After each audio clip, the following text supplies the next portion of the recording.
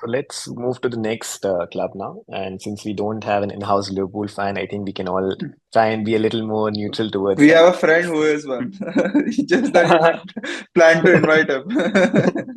We'll invite him when we require polarizing opinions. Too hot for the Okay, first episode. for sure, for sure.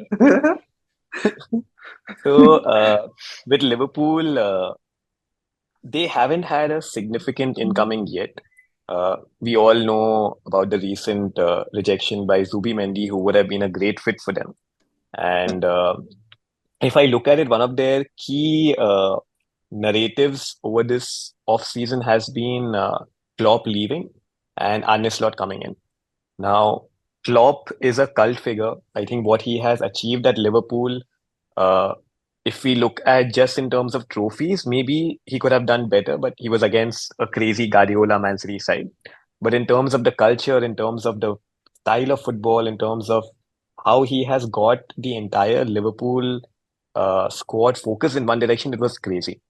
And Arne Slot coming in and again, just going by preseason, I think they've won every single preseason game, which is crazy.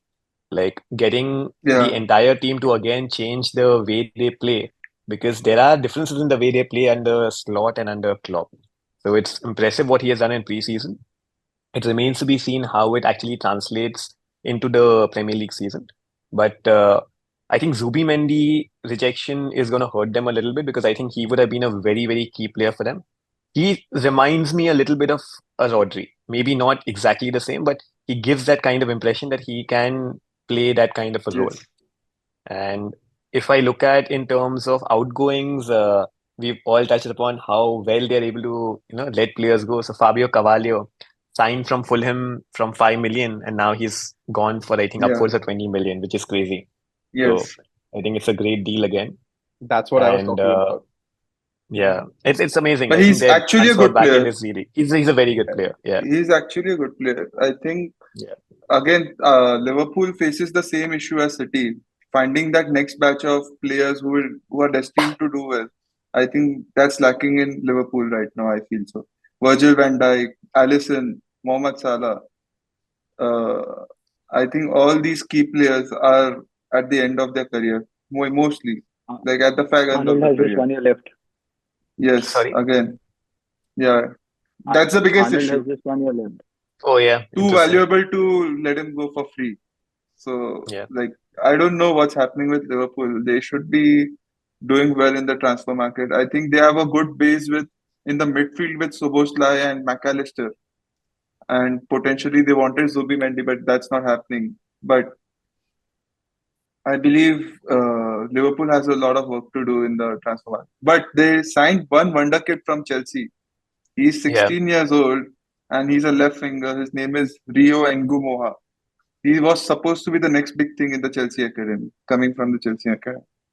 They are getting him, and I think that's a very good signing for the future. He was extremely highly rated, and I think that's one signing. But even Virgil van Dijk came out and said that Liverpool needs to sign players. But they have a new backroom staff also. Richard Miller, sorry, I forgot that guy from Bournemouth who has come in as the sporting director. So there are a lot of things that needs to be fixed before they can start rolling. But I think they need the new bunch of players who can do well. For Trent Alexander-Arnold, they have a good backup in form of Connor Bradley. I think he's really impressive. He had that season last year where I saw a lot of good moments from him. So in that way they are covered, but they need to sort out his contract situation or let him go now. They can't let him go on a free to potentially a Real Madrid. That can't happen. So they need to do a lot of work. Let's see how it goes. I think so. Rahul, any Klopp will do opinions? good Yeah. to finish in the top four this season if they don't make any moves. Oh, Currently, they're interesting. saying that they will not sign any number six. How will that work? If they don't make any moves, I think so. He'll find it Hmm. tough. I think top four is doable. It's It is doable, but it is a not as straightforward and yeah, not as uh, straightforward. Yeah. Yeah, So Yeah, let's say Man exactly. City and Arsenal are guaranteed to finish top four. So then you've got two slots left. correct, correct. But they lack that depth in the squad, no? I think if suppose Van Dijk gets injured or McAllister gets injured, whom do they have really to step up? I Mhm. think the depth in the squad in the long season that they are going to play, 38 games plus the Carabao Cups and the different cups that they are going to be a part of Europa League. Yeah. It's going to be a tough road ahead and a lot of games. So I don't think they are prepared for that. Let's see what they do in In the See, remaining days. yeah, the only thing that is there with Liverpool is that, yeah, I mean, they might struggle for top four, but it's just that you see teams around them who are in the same fighting place for the top four. They are also not doing that well. So United, complete revamp. Chelsea still kind of figuring out things. Villa again is a potential contender, but again, um, I feel that the squad of Liverpool is kind of better than Villa in certain ways. So I feel that it's less about Liverpool being able to get to the top four. It's more about whether other teams can actually do better than what they have done in the previous seasons You are and actually forgetting Tottenham. uh, By intentionally, choice. Tottenham did intentionally, really well last year. intentionally. Tottenham. So yeah, So Pool will be one thing competing in about the Champions League. So that's Oh, there. I sorry. think Yeah, yeah. my bad. Yeah. Uh, so So, are they prepared for the long season? Is the question they need to answer. yeah, yeah.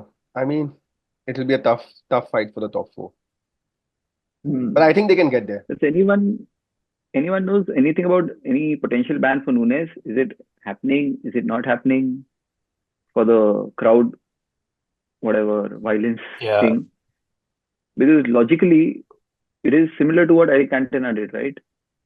Yeah. He went into the But in crowd an and kicked him. He international just punched him. in, yeah, but in an international game and in a club game, I think will the ban But the be actually ban holding? should be across football, right? If it occurs, I don't think so. I have not heard anything. But is there I anything going around that? Because that could be big for them. see. I Yeah. feel it's a lot based on the governing body of that game, right? If Hmm. this would have happened in EPL, where EPL, the governing body is extremely strict about these things. Whereas in this, it's happening in Latin America in the middle of a cup competition. I think they are kind of used to these kind of things over there. So, I mean, the kind of strict action might not come, I feel. I don't know. I mean, I think it deserves some kind of a reprimand over there, but I don't know whether it'll come or not. I don't think he deserves any reprimand. He was trying to protect his family during that violent crowd. So I No, don't believe anyone would have done that. I agree, but like at some level you have to draw that line where you are a professional as well, right? Like so. Yeah, Uh, but when it comes to family, I think everyone will go and try to protect them at any cost, right? So I know, I think a Given fine might come and they might just pay in, or CONMEBOL might be very infamous for being corrupt. So there could be some settling in happening. I exactly. don't really see anything substantial against them. Given the circumstances, everyone had complained about that game wherein the security wasn't efficient enough to control the crowd. So he might get that clean sheet, I feel so. But that's given always the case Varun's in such games. Hmm. given Varun's on-field antics, I'm really surprised by his opinion here. Being a professional was the key word. You missed that. He's not a professional. Exactly. Only if you're a professional, you are supposed to draw that line. Otherwise, you're fine to do anything. True. So that's on Liverpool, I think it's not as straightforward as it looks last season. And I think it may be challenging for sure, and it depends on how their players gel together in a new system. But still, I think the way the preseason has gone, I think Yeah, it was very good. it's very positive. Yeah. Hmm.